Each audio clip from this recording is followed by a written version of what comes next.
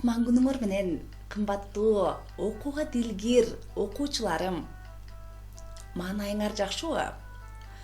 Мен силерге күн нурундай жылуулукту, гүлдөрдөй сулуулукту каалайм. Балдар, ар дайым талыкпай билим алгыла. Бул билимдер силерге керек. Анткени туура, так сүйлөөгө, китепти шар, көркөм окууга, катасыз жазууга, сулуу жазууга абдан маанилүү. Балдар, бүгүнкү жазуу сабагыбызды логикалык суроолор менен баштасак. Эмсе кунт коюп угабыз. Тосмо артынан мышыктын 8 буту көрүнүп турат. Тосмо артында канча мышык бар? Тосмо артында мышыктын 8 буту көрүнүп туруптур. Тосмо артында канча мышык бар? Азаматсыңар, силер туура таптыңар деп ойлойм. Тосмо артында мышыктын 8 буту көрүнүп турса, тосмо артында 2 мышык болгон болот. Анткени ар бир 4 бут 1 мышыкты туюндурат. Ошондо тосмо артында 2 мышык бар. Биринчи мышыктын 4 буту, экинчи мышыктын 4 буту болуп 8 бут болот. 8 бут 2 мышыкты туюндурат. Балдар, шакек деп айткылачы. Шакек. Азаматсыңар балдар.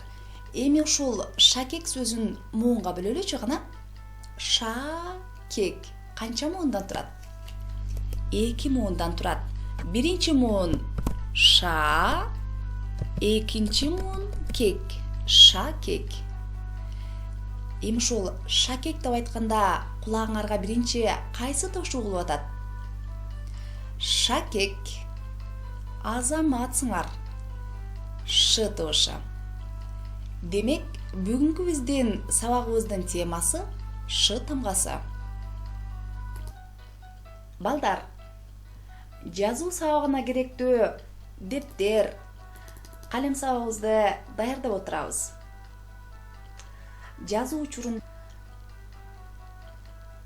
учурунда партага туура отуруу эрежесин сактоо менен үйдө дагы парта столго отургудай болуп, столуңарды түз, ыңгайлуу коюп, жайланышып алгыла балдар. Балдар, калемсапты туура кармагыла. Калемсап оң колдун уч манжасы менен кармалып, аты жок менен чыпалак алаканды көздөй ийилип турат.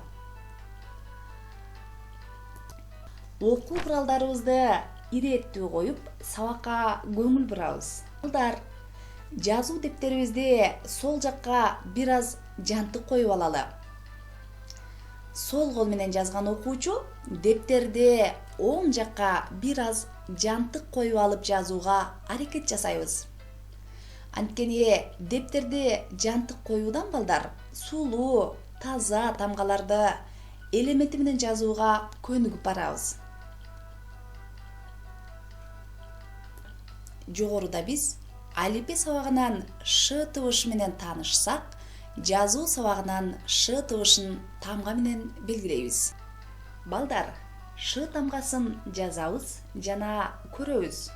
Ошондой эле айтабыз деген эрежеге таянуу менен Ш тамгасынын жазуу эрежесине көңүл бурабыз.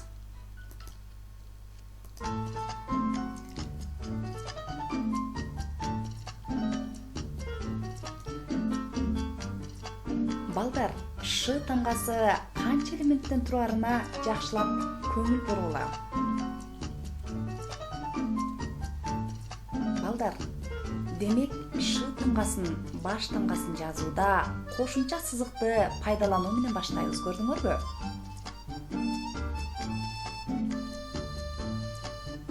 Жакшылап көңүл бурабыз балдар. Ал эми кичинекей Ш тамгасын жазууда кичинекей саптын ичине жеткире жазабыз. Карасаңар. Кичинекей саптын ичине жеткирип жазып атат, Жакшылап көңүл бурабыз. Ш тамгасынын баш тамгасы 3 элементтен турду. Ш тамгасынын кичине тамгасы 3 элементтен турат.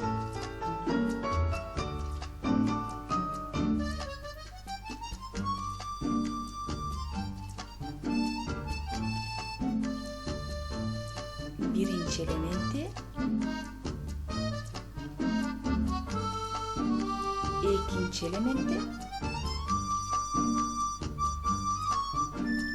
Ш тамгасынын баш тамгасынын 3-чү элементи.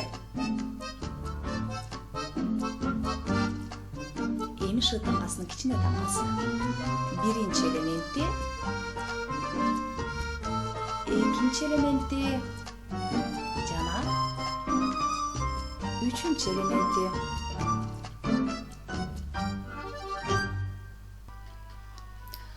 Балдар, көрдүңөрбү?